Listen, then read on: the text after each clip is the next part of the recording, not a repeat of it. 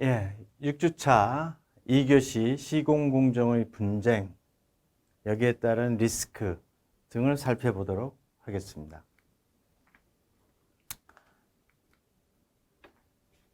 첫 번째로 시공공정의 분쟁의 다양한 종류와 두 번째로 분쟁의 해결 방안에 대해서 살펴보도록 하겠습니다.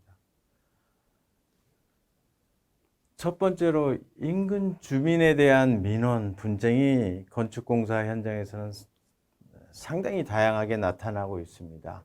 가장 일반적으로 많이 나타나고 있는 그 민원이나 분쟁의 요인들은 집안 약화입니다. 집안 약화는 주변에 건축공사를 함으로 인해서 그 흙에 함유된 물이 유실됨으로 인해서 전체적인 그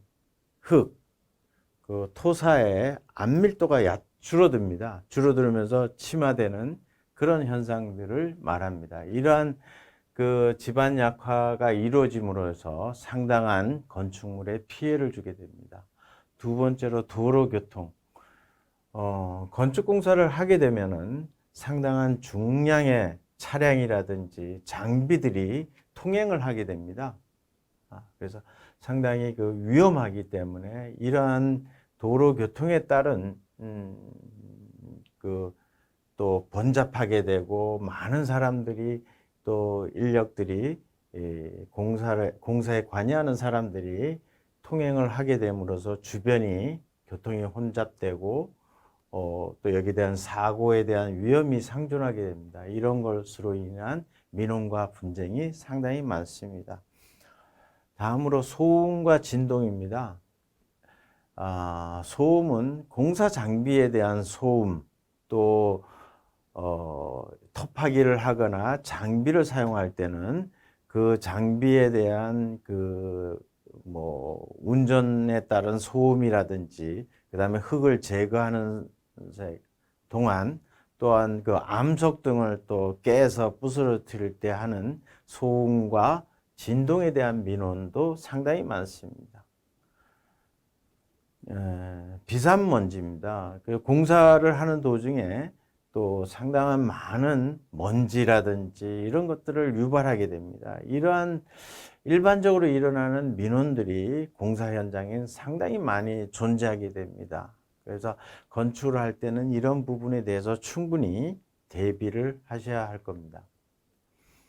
즉 예를 들어서 예전에 지금 100층이 넘는 롯데월드 시공할 때 상당히 먼 거리에서조차도 지하수가 고갈됨으로 인해서 건물이 침하되는 이러한 침하로 인해서 건축물이 균열이 돼서 상당히 민원이 많이 발생되어 있습니다. 그래서 서울시 같은 데는 지하 안전에 대한 기본 계획을 추진하고 있습니다.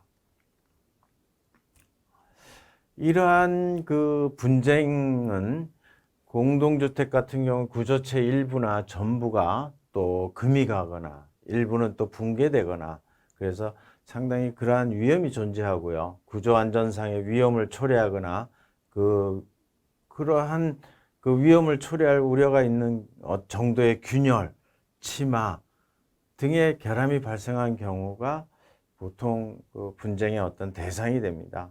또한 공사 잘못으로 인해서 균열, 비틀림, 파손, 또 들뜨거나 누수, 붕괴 등의 발생으로서 건축시설물의 안전, 기능, 미관을 주는 정도의 결함 등을 통칭해서 건축물의 하자라고 하고, 이러한 것들이 분쟁의 대상이 되기도 합니다.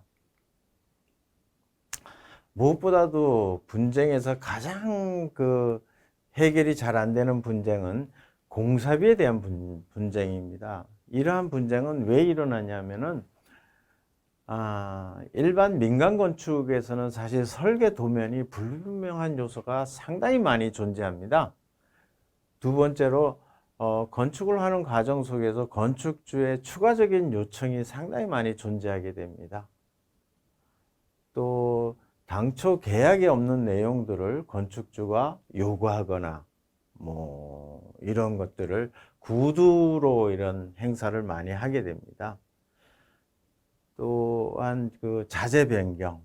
이 사실 자재 같은 경우도 당초에 설계한 자재보다도 건축주가 직접 자재를 고르는 선택하는 경우가 상당히 많이 있습니다. 이러한 경우에는 더 품질이 좋은 자재를 선택하고 싶은 욕망이 누구나한테도 있습니다.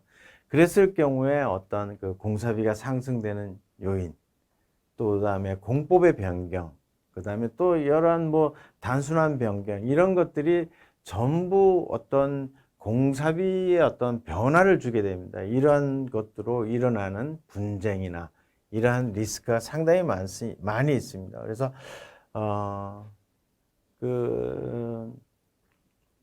일반적으로 설계 도면이 뭐 없거나 불분명하거나 건축주가 추가 요청하거나 이런 거는 사실은 추가 대금을 지급을 해야 되는 그런 요인으로 발생을 하고요.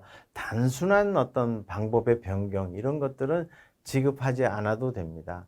뒤에 다시 말씀드리겠습니다만 이런 것들은 계약서에 분명히 명기하셔야지 분쟁과 리스크를 줄일 수 있는 그런 방법입니다.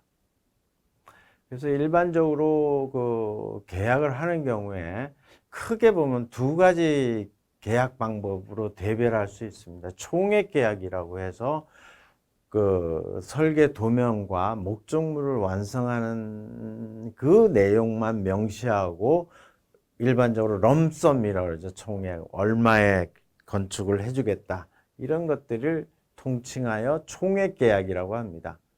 다음으로 단가 계약입니다. 단가 계약은 민간공사에서는 주로 활용하지 않는 방법입니다. 공공공사에서는 공사의 단위별로 단가를 미리 정해놓고 이 물량이 바뀌거나 예를 들어서 자재가 변경이 되거나 새로운 자재로 변경이 될 때 이런 것들을 추가 공사 대금으로 청구 가능한 그러한 방법입니다.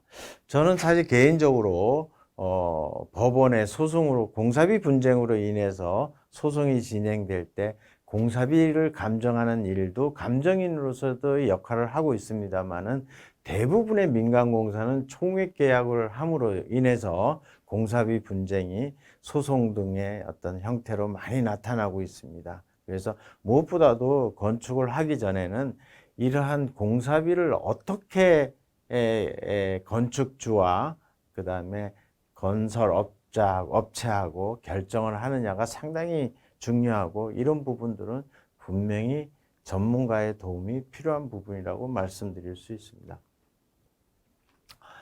이러한 계약 범위의 분쟁이나 클레임에 대해서 통상 보증을 해주는 기관들이 있습니다. 발주 단계에서 입찰 보증, 입찰 참가자가 낙찰자가 됐을 때 계약을 하겠다는 것을 담보해주는 보증입니다. 그 다음에 일반적으로 공공공사에서도 쓰지만은 민간공사에서도 보증을 요구할 수도 있습니다. 그래서 그런 걸 활용하는 방법도 좋은 방법이라 할 수 있고요. 계약 단계에서는 계약 이행 보증이나 그 다음에 공사 이행 보증 등을 활용할 수 있습니다. 이는 건설업자가 도급받은 공사를 계약 체결과 관련하여 계약을 분명히 이행하겠다는 보증서입니다. 또 공사가 진행 단계에서는 선급금 보증을 합니다. 일반적으로 건설업체나 개인이나 건설업자들은 그렇게 자금을 풍부하게 갖고 건설공사를 시작하지 않습니다. 그래서 건축주가 선급금을 지급할 수도 있습니다. 요구하게 되고 선급금을 지급할 때는 반드시 그 선급금에 대한 보증을 해달라고 요구를 해야 됩니다.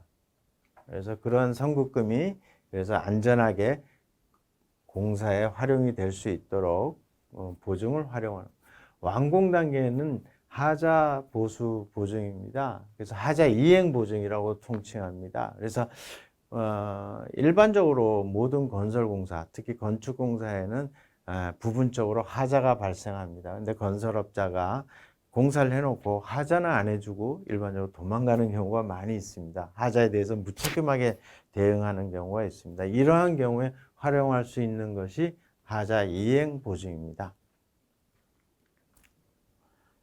이러한 분쟁을 해결하는 방안이 여러 가지가 있습니다만 가장 손쉽고 일반적으로 할 수 있는 게 협의하는 방식입니다. 네고시에이션 하는 방법인데, 이러한 거는 민간공사나 공공공사에서 다 활용할 수 있습니다. 이런 협의는 건축주와 또 건설 업체가 서로 선의해서 협의를 해서 해결하는 것이 가장 좋은 방법이고 잘 해결됩니다. 근데 제가 개인적으로 법원에서 그 건축 감정을 하다 보면은 협의에 의해서 상호가 좀 이렇게 어떤 분쟁이 해결되는 경우는 거의 찾아볼 수가 없습니다. 왜냐하면은 건설업체에서 생각하는 바라보는 관점과 건축주가 바라보는 관점은 엄청나게 차이가 많습니다. 그래서 여러분들이 무엇보다도 계약의 중요성을 항상 인식하고 있어야 됩니다. 두 번째로 조정입니다. 그래서 이거는 이것도 조정도 이게 소송하고 달리 조정도 각종 위원회가 있습니다. 그래서 일반적인 그 공동주택 같은 경우는 아파트 같은 거는 이제 그 분쟁 조정위원회라고 국토부에서 일반적으로 운영도 하고 있습니다. 그래서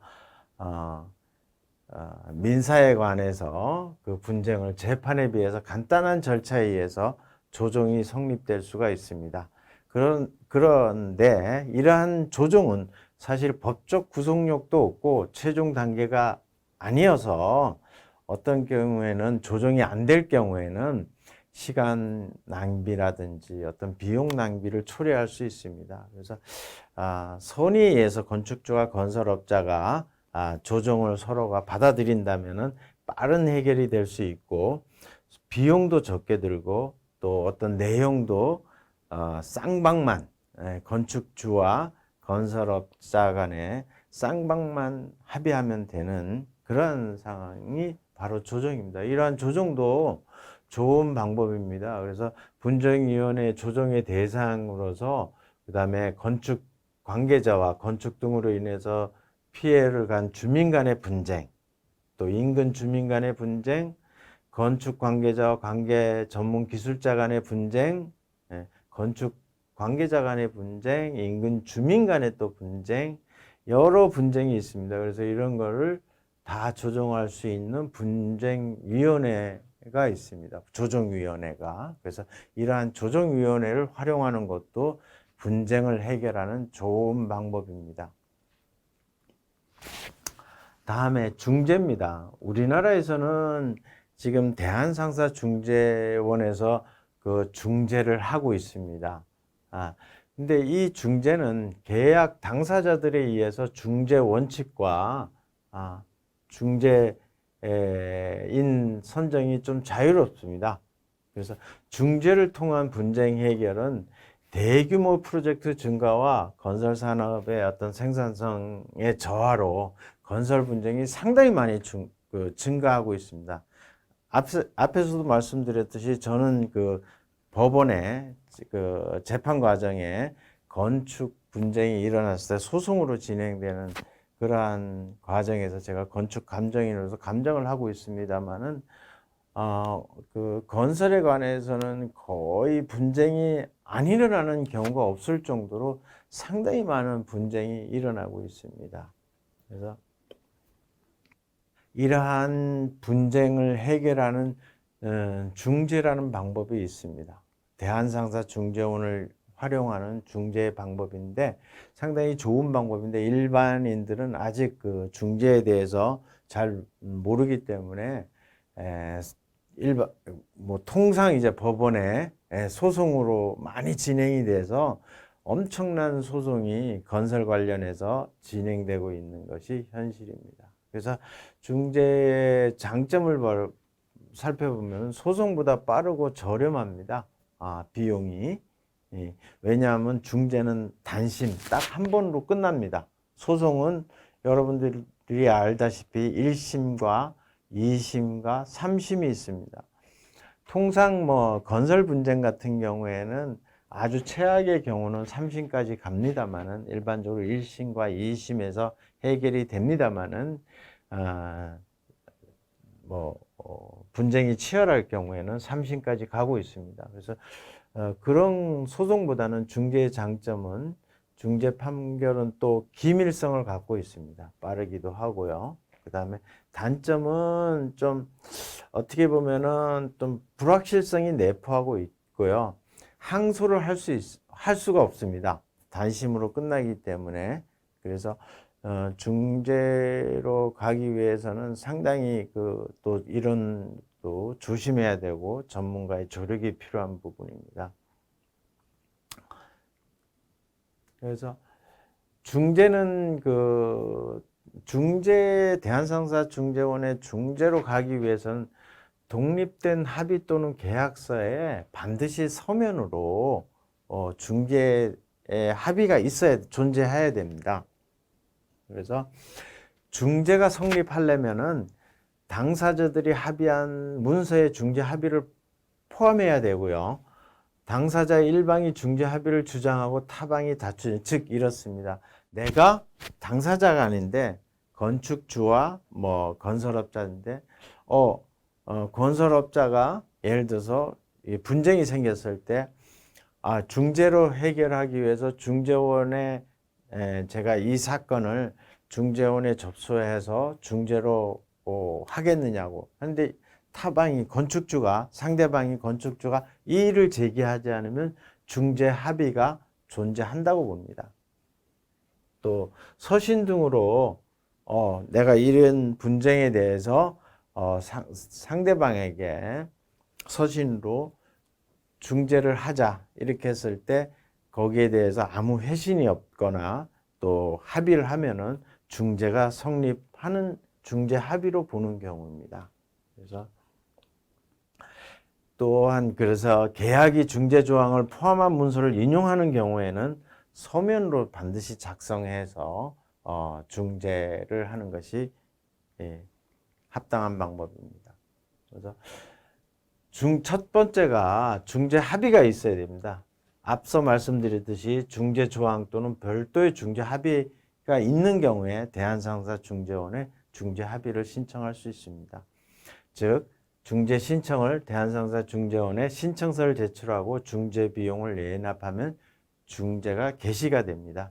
그 다음에 대한상사중재원에서는 중재 판정부를 구성하고 또 중재 합의 또는 신청서 금액에 따라 1인 또는 3인의 중재 재판부를 구성합니다. 근데 중재 금액이 분쟁의 금액이 2억 이하일 때는 1인입니다. 2억 이상일 때는 3인이 합니다. 3인의 중재재판부를 구성하게 됩니다. 중재재판부가 구성이 되면은 중재심리를 하게 됩니다. 그래서 중재인이 당사자 간의 중재인의 당사자 간의 주장을 청취하고 필요시에는 증거를 조사하고 일반적으로 비공개로 진행합니다. 저 역시 중재에 참여했습니다만은 대한상사중재원이 지금 삼성역에 있는 한국무역센터에 있습니다. 거기서 이런 방에서 당사자인이 이제 당사자의 주장을 청취를 하게 됩니다. 그래서 통상 2 내지 4회를 청취하고 그래서 통상 이제 3인이 할 때는 일반적으로 그 중에서 한 명은 반드시 변호사입니다. 변호사가 반드시 1인이 있습니다. 변호사. 왜냐하면은 이 3인 중에 1인이 반드시 변호사여야 되는 거는 중재 판결문을 작성하는데 이 변호사의 조력이 필요합니다. 그래서 3인 중에 1인이 반드시 포함되고 있습니다. 그렇다면은 이 1인은 누가 해야 되겠습니까? 변호사입니다. 변호사가 요 1인 2억 이하의 중재를 할 때는 이 1인이 변호사가 중재를 하게 되고, 이 3인 재판부 중재 금액이 2억 이상 될 때 3인이 하게 되는데, 그중 3인 중에 한 명은 반드시 변호사여야 된다. 2명은 이제 저 같은 전문가가 얘기 있습니다. 전문가가 2명이 될 수도 있고, 변호사가 2명이거나 전문가가 1명이거나, 이래서 중재의 재판부는 3인일 때는 이러한 형태로 구성이 되고 있습니다. 이제 그 분쟁 해결 방법에서 가장 지금 국내에서 일반적으로 활용하는 게 소송입니다. 소송. 법원에 이제 소송을 거는 거죠. 네? 그래서 이게 건설 분쟁은 사실은 판사가 이 건설의 기술적인 이 내용들을 잘 모릅니다. 그래서 저희 같이 이제 전문 기술자들이 많은 조력을 하게 됩니다. 감정도 하고 감정서도 제출하고 하게 되면은 그 판사님이 그러한 감정서를 보고 판결을 내리는 경우가 많이 있습니다. 근데 여러분들도 잘 알다시피 소송도 장단점이 있습니다. 소송의 단점부터 살펴보면 소송은 시간과 돈이 많이 필요합니다. 그러니까 뭐 시간도 많이 끌게 되고 또 비용도 많이 들고, 그다음에 장점은 사전 준비가 좀 철저한 사전 준비가 가능하다. 그래서 많은 계약 당사가 있을 때는 또 법정에서 이러한 그 당사자끼리의 뭐 어떤 그런 것도 서로 이해관계 주장도 다툴 수 있고 하는 그런 또 장점이 있습니다. 그 또 하나의 장점은 만약에 1심에서 패소하면은 뭘 할 수 있죠? 항소를 할 수 있습니다. 앞에 중재는 단심이라고 그랬죠? 단심인데 소송은 1심에서 패소하면 2심을 할 수 있습니다. 2심에서 또 패소해 3심까지 갈 수 있습니다. 소송은 이러한 장점을 갖고 있습니다. 그래서 이런 분쟁에서 아까 말씀드린 제일 좋은 게 뭐라고 했습니까? 4가지 분쟁을 해결하는 방법은 4가지인데, 첫 번째가 협의해서 쌍방 간의 분쟁 당사자에게 협의를 해서 하고, 그러면 쌍방만 협의하면 제일 좋죠. 제3자가 낄 필요가 없습니다. 두 번째가 조정입니다. 조정은 제3자의 조정위원회가 양측의 얘기를 들어보고 조정을 해주는 겁니다. 그 다음에 세 번째가 중재입니다. 중재원을 활용한, 대한상사 중재원을 활용한 조정입니다. 조정은 단심으로 끝나고 좀 더 허심탄회하게 쌍방 간의 얘기를 피력할 수 있는 중재 재판부에 할 수 있는, 이 사람들이 그 3명이 형성되더라도 이분들이 판사는 아닙니다. 아까 말씀드렸듯이 변호사나 전문가, 건설 전문가들이 그 판사 역할을 하게 됩니다. 일종의 민간 판사라고 봅니다. 충분하게 자기의 억울한 점을 피력할 수 있는 그런 또 장점이 있죠. 그래서 세 번째 그 말씀드린 중재입니다. 네 번째가 이제 소송입니다. 이거는 법원에서 판사님에 의해서 판결을 받아보는 그러한 소송입니다. 이런 것들이 있습니다. 이제 또한 분쟁 중에 가장 일반적인 게 공기에 대한 겁니다. 여러 가지 요인에 의해서 올해같이 비가 많이 온다든지, 뭐 또 날씨가 너무 더웠다든지, 또 올해같이 이제 코로나가 애들하고 작업 인력을 충당하기 어렵다든지, 다양한 또 공법이 변경이 된다든지, 설계 변경이 돼서 공법이 변경되다든지, 그래서 공기에 대한 분쟁, 언제까지 이 집을 지어주기로 했는데 10월 말까지 집을 지어주고 있는데 그때까지 완성을 못하고 한 달, 두 달 딜레이 됩니다. 그래서 이러한 것들에 대해서 그러면은 건축주 입장에서는 합당한 이유에서는 공기를 연장을 해줘야 됩니다. 이러한 부분을 계약에 좀 명시를 해야 되고 대개 지체상 뭐 합당한 이유가 없이 공기가 지연될 경우에는 그 지체 상금을 물게 됩니다. 0.1% 하루가 1일이 지연됐을 때는 전체 공사비의 한 0.1%. 그 아까 말씀드린 기후 문제, 공법 문제, 뭐 여러 가지 잦은 설계 변경에 의해서 공기가 지연될 경우에 법원의 판결에 의해서 일정 금액의 공기 지연에 대한 배상금을 지불해야 됩니다.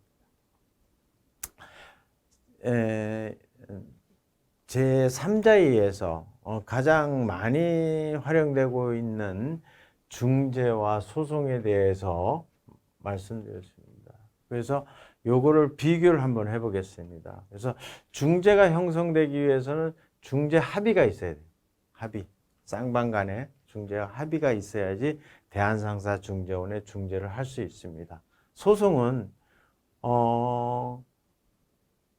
해당 법원의 그 관할권을 가지고 있고 소송 제기가 유효해야 됩니다. 엉뚱한 거 갖고 소송하면 안 됩니다. 그 다음에 중재는 민간인입니다. 민간을 통해서 해결합니다. 아까 제가 앞서 설명드렸듯이 민간인이 판사 역할을 한다 그랬죠. 민간인이 1인 혹은 3인이 판사 역할을 하게 됩니다. 그 다음에 소송은 정부가 공권력, 법원에서 해결하죠. 판사가 하는 해결입니다. 그래서 중재는 또 절차가 간단합니다. 단신제로 분쟁이 종료됨으로써 신속하다는 거죠. 근데 빨리 끝납니다. 통상 그 중재를 할 경우에 한 6개월 이내 뭐 해결이 됩니다. 그다음에 소송은 복잡한 절차와 삼심 제도 때문에 시간이 오래 걸립니다.